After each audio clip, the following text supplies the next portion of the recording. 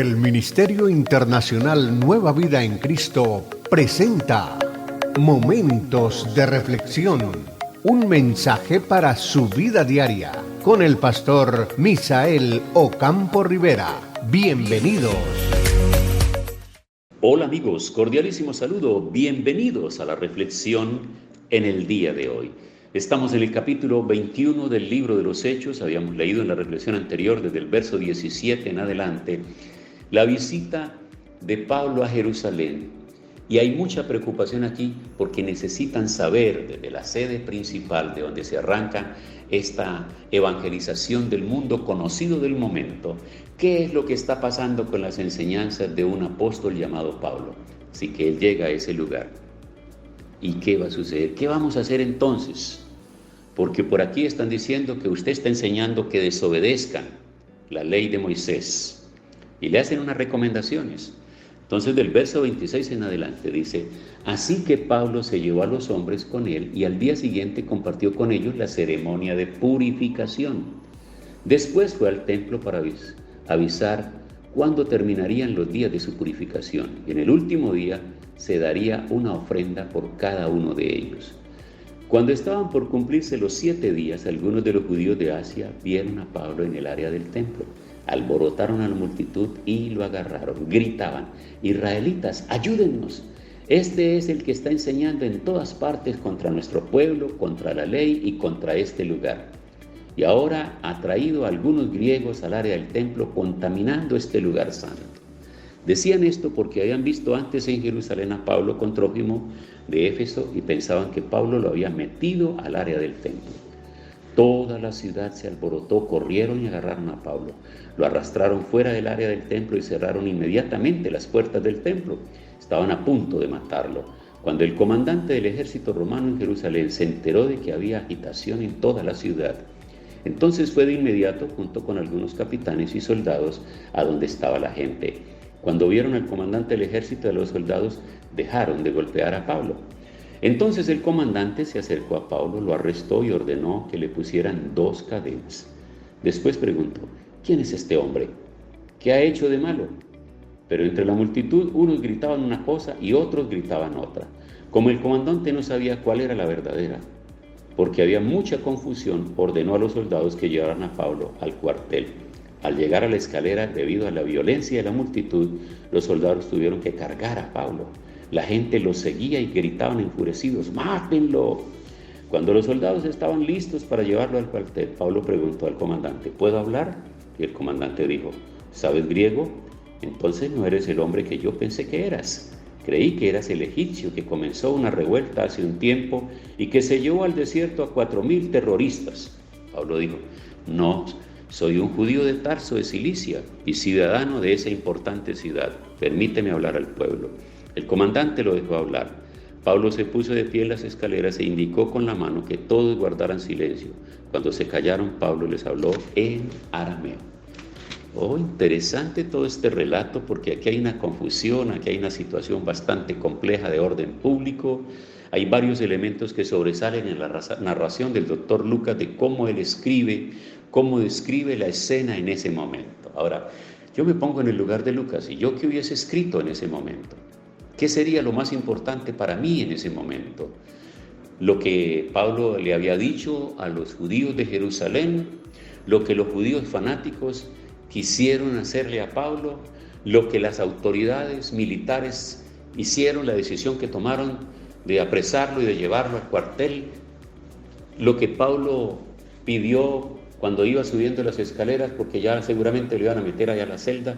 ¿Qué sería lo más importante? Y nos damos cuenta que en este párrafo tan corto, Lucas fue minucioso y anotó todos esos detalles para que nosotros no quedásemos hoy como que, ay, ¿qué pasaría? ¿Qué sucedió? ¿Y por qué no le dieron la oportunidad? Así que él lo describe claramente y me parece muy interesante porque cada día está cogiendo una mayor experiencia y está haciendo unas narraciones que nos interesan mucho a nosotros en el día de hoy. Porque lo que hoy nosotros hacemos para degustar la historia, para conocer la historia, es poder aproximarnos a ella y leerla. Y Lucas nos ha dejado aquí un legado extraordinario, porque una vez que el apóstol Pablo está llegando con su compañía de amigos, entre ellos Ahora ya para Pablo no existe diferencia entre el griego y el judío, como lo va a escribir más adelante en una de las epístolas. Ya no hay diferencia para Dios entre griego, entre judío, griego, libre, cita, esclavo. No, ya no hay diferencia. Todos ahora son libres en el Señor. Pero en ese momento los judíos fanáticos no entienden eso. Así que la revuelta es muy grande porque lo ven en compañía de un hombre griego. O sea, y para ellos esos griegos eran enemigos, no podían aceptarlo, porque para ellos no era la ley del antiguo pacto, para ellos no era el mensaje que se tenía en el Antiguo Testamento. Así que ellos están considerando que Pablo ha entrado a ese griego y ha contaminado el templo, así que es digno de muerte tanto el uno como el otro. Y se organiza o se arma una cosa terrible en ese lugar. Y en cada ciudad estos judíos fanáticos están levantando al pueblo y están gritando y están haciendo muchas cosas. De manera que este capitán del ejército, cuando se da cuenta de lo que está sucediendo, ese desorden, ese es un problema de orden público. Mira cómo una situación religiosa genera un caos de orden público en la ciudad. Y entonces inmediatamente tienen que ir a ver qué está sucediendo. Y cuando ven la manifestación, como no entienden de qué se trata, inmediatamente toman a Pablo y le ponen cadenas, por decir de alguna manera, como si se tratase de esposarlo. Y lo llevan ahora y lo van a llevar para encerrarlo, pero es porque el capitán está pensando que se trata de un personaje peligroso que ha generado una revuelta y tiene antecedentes ya. Por eso cuando Pablo le habla, entonces inmediatamente el capitán romano se da cuenta que no, por el lenguaje y por el idioma en que le habla. Y le hace la pregunta: ¿quién es este hombre? ¿Qué ha hecho de malo? ¿Por qué? ¿Qué es lo que ha hecho este hombre de malo? Y la gente seguía gritando, enloquecidos: mátenlo, mátenlo. Pero entre la ciudad unos gritaban una cosa y otros otra, y el comandante no sabía cuál era la verdad, porque había mucha confusión, y ordenó que llevaran a Pablo al cuartel. Y al llegar a las escaleras, debido a la violencia de la multitud, los soldados tuvieron que cargar a Pablo. Ahora, ¿se está imaginando usted esa escena? Para liberarle, para evitarlo de un linchamiento, los soldados lo tienen que alzar, ponerlo en alto y llevarlo en alto. Es una escena bastante tremenda, ¿cierto? Tuvieron que llevarlo.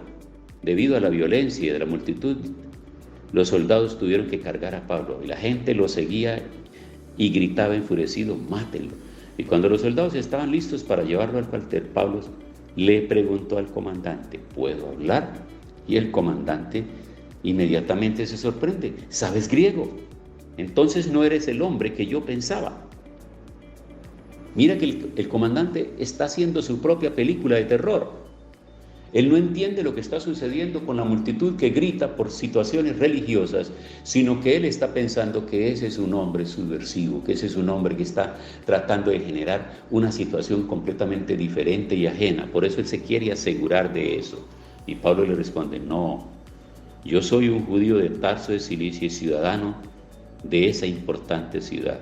Así que en ese momento el comandante queda persuadido que está hablando con un hombre que tiene ciudadanía romana, y ahí tiene que haber un respeto y tiene que haber una oportunidad para que él hable. Tiene que darle la oportunidad para que hable, porque no podía prohibírselo. Así que el comandante lo deja hablar, y Pablo se pone de pie y le explica. En la próxima reflexión nosotros nos vamos a dar cuenta qué es lo que Pablo va a decir desde las escaleras, así que no se pierdan la próxima, porque va a estar muy interesante. ¿Qué va a suceder entonces con este comandante? ¿Qué va a suceder con los soldados? ¿Qué va a suceder con la multitud enardecida? ¿Qué va a suceder con los ancianos que acompañan a Pablo? ¿Y qué va a suceder con ese Pablo cuando lo bajan, ahora que lo tenían allá arriba en alto todos, y ahora está de pie y tiene a todo el mundo silenciado? Todo el mundo está callado, esperando que responda Pablo, que diga Pablo, a ver qué es lo que va a explicar. Para el comandante es muy importante escuchar la declaración de Pablo. Quedamos ahí, tiempo para orar. Señor, gracias por esta palabra, por la reflexión en el día de hoy. Está tan cargada de tantos elementos y de tantas cosas que nos emocionan y nos llevan a pensar, Señor, que en la predicación del Evangelio y defensa del Evangelio y de los predicadores del Evangelio se ha cometido tantas injusticias en el pasado y se sigue cometiendo hoy. Yo te ruego, Dios, que tú des sabiduría y entendimiento a las autoridades civiles, eclesiásticas y militares, y que esta obra del reino de Dios, que nadie la pueda detener, que los hombres predicadores de esta palabra, en medio de toda situación por adversa que sea, el valor, el poder y la autoridad siempre estén con nosotros. En el nombre de Jesús. Amén. Hemos disfrutado de un gran momento de reflexión con el pastor Misael Ocampo Rivera. Un mensaje lleno de amor, esperanza y felicidad para tu vida. Los invitamos a compartir este mensaje con sus amistades y en sus redes sociales. Búsquenos en YouTube y Facebook como Ministerio Internacional Nueva Vida en Cristo y en Instagram como @MinInternacional Nueva Vida. Momentos de reflexión.